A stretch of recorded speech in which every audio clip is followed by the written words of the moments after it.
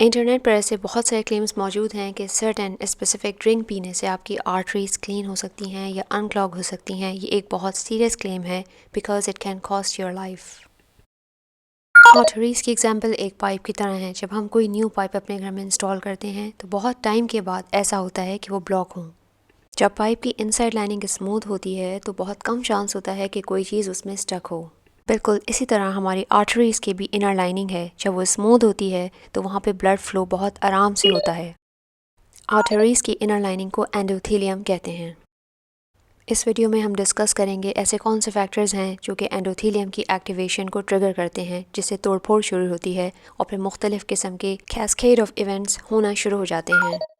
Arteries की endothelium जब smooth नहीं रहती तो उस पर calcium, cholesterol, fat, fibrous element और दूसरी चीज़ें डिपॉजिट होना शुरू हो जाती हैं। इन तमाम चीज़ों की डिपॉजिशन से आर्टरीज़ नैरो हो जाती हैं, पतली हो जाती हैं, जिसके नतीजे में डिफरेंट ऑर्गन्स और ब्लड फ्लो की सप्लाई बहुत रिड्यूस हो जाती है। इस पूरे फिनोमेना को एथेरोस्क्लेरोसिस कहते हैं। एथेरोस्क्लेरोसिस से आर्टरीज़ सख्त हो जाती हैं, हार्ड हो जाती हैं, अंदर प्लाक की डिपोजिशन हो जाती है और अगर ये प्लाक का साइज़ बहुत बढ़ जाए तो ब्लड की मुकम्मल सप्लाई भी रुक सकती है, जिससे बहुत लाइफ थ्रेटनिंग सिचुएशन में जा सकते हैं। Life threatening situation coronary heart disease, heart attack या स्ट्रोक की शक्ल में मैनिफेस्ट हो सकती हैं।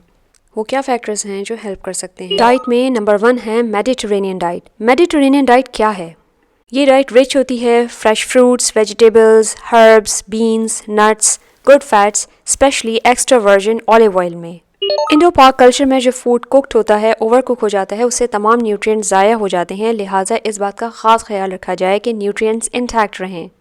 साइंटिफिकली मेडिटेरेनियन डाइट इसलिए अहम है क्योंकि ये एंटीऑक्सीडेंट्स प्रोवाइड करती है। ऑक्सीडेशन एक वो प्रोसेस है जिसकी वजह से हमारी जो सेल्स हैं वो डैमेज होती हैं, इवन हमारे प्रोटीन्स, सेलुलर स्ट्रक्चर्स, डीएनए वगैरह डैमेज होते हैं। एंटीऑक्सीडेंट्स सेल्फ एक्सप्लेनेटरी है कि वो इस प्रोसेस के अगेंस्ट एक्ट करता है, यानी कि वो डैमेज से प्रिवेंट करता है। ग्रीन टी भी बहुत इंपॉर्टेंट है because they are packed with phytonutrients. इनको फ्लेवोनॉइड्स भी कहते हैं। ये सब रिड्यूस करती हैं सोजिश को, इन्फ्लेमेशन को।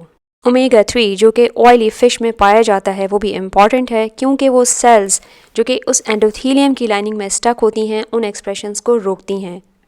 इसके बरक्स ओमेगा 6 से बचना चाहिए जो कि हमारे आम वेजिटेबल ऑयल्स में पाया जाता है, canola oil, corn oil, soybean oil वगैरह वगैरह। ये तमाम ऑयल्स हमारे एंडोथेलियम को, हमारी आर्टरीज़ को डैमेज करते हैं, बहुत सोजिश करवाते हैं।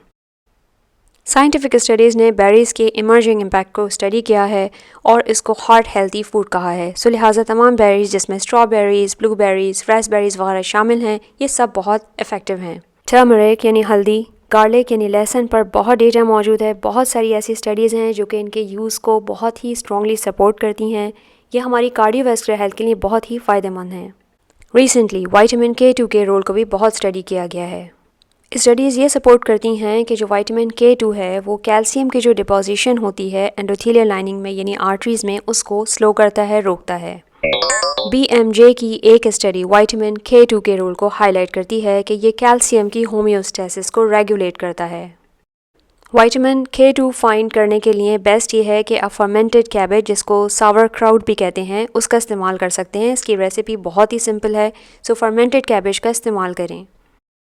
डाइटरी फैक्टर्स यकीनन बहुत अहम हैं, लेकिन उसके साथ साथ ये जानना भी ज़रूरी है कि ऐसे और कौन सी वजूहात हैं जिसकी वजह से हमारी जो आर्टरीज़ हैं, उसकी जो एंडोथेलियम है वो डैमेज हो सकती है। स्मोकिंग का जो है एक तो डायरेक्ट इम्पैक्ट होता है एंडोथेलियल सेल्स को, क्योंकि वो उसको डायरेक्टली डैमेज करती है। उसके साथ साथ वो इंड्यूस करती है टिश्यू की रिमॉडलिंग और वो सारे इवेंट्स को ट्रिगर करती है जिससे सोजिश बढ़ती हैं और ये प्लाक की फॉर्मेशन, जिससे ये वेसल्स की लाइनिंग ब्लॉक होती हैं, बहुत बुरी तरीके से इम्पैक्ट करती है। बहुत सारी गुड क्वालिटी स्टडीज़ मौजूद हैं जो कि इसको प्रूव करती हैं कि किस तरह से स्मोकिंग हमारी कार्डियोवैस्कुलर हेल्थ को बुरी तरह इम्पैक्ट करती है, मुतासर करती है। स्ट्रेस के भी क्यूमुलेटिव इफेक्ट्स होते हैं। वो वेयर एंड टेयर करवाती है, एंडोथेलियल लाइनिंग और ब्लड वेसल्स को डैमेज करती है, जिससे प्लाक की फॉर्मेशन होती है। फास्टिंग और एक्सरसाइज के भी बहुत सारे स्टडीज़ मौजूद हैं जो कि इसके रोल को सपोर्ट करती हैं और साइंटिफिकली ये दोनों चीज़ें हमारी कार्डियोवैस्कुलर हेल्थ को बहुत अच्छी तरीके से इम्प्रूव करती हैं। टू माई नॉलेज ऐसी कोई स्टडी नहीं जो ये प्रूव करती हो कि कोई स्पेसिफिक डाइट ड्रिंक पीने से आर्टरीज इमीडिएटली अनक्लॉग हो सकती हैं। आर्टरीज़ में अगर एक दफ़ा प्लाक यानी डिपोजिशन बिल्डअप हो जाए तो उसको अनक्लॉग करना इतना आसान नहीं। हाँ, अलबत्ता प्रिवेंटिव लेवल पर यानी उसको होने से आप ज़रूर बचा सकते हैं अच्छी डाइटरी चॉइस, एक्सरसाइजेस के ज़रिए और उन तमाम फैक्टर से बच के जो कि इन्फ्लेमेशन यानी सोजिश करवाती हैं, जिसमें नंबर 1 स्मोकिंग है।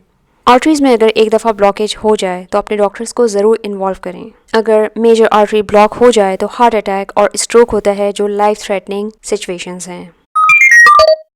मेडिटेरेनियन डाइट जो कि फ्रूट्स एंड फाइबर्स में रिच है, उसको इस्तेमाल करें। टर्मरिक यानी हल्दी, लहसुन यानी गार्लिक विन विन सिचुएशन है, ज़रूर अपनी डाइट में शामिल करें। हमने ये भी देखा कि विटामिन K2 जो कि एक लेटेस्ट रिसर्च से साबित होता है, इसको भी अपनी डाइट में शामिल करें, जो फर्मेंटेड कैबेज में होता है। स्ट्रेस, स्मोकिंग और सेडेंटरी लाइफस्टाइल से बचना है और अपने डॉक्टर्स को ज़रूर कंसल्ट करना है। कोई भी अगर अनयूजुअल सिम्टम्स हों तो उनको सीरियस लेना है। इंटरनेट पर तमाम इंफॉर्मेशन रिलायबल नहीं होती, लिहाजा इस वीडियो में हमने लेटेस्ट साइंटिफिक रिसर्च और डेटा को एक्यूमुलेट करके जो भी बताया है वो बैक्ड अप है बाय एविडेंस और साइंटिफिक स्टडीज़ के हिसाब से।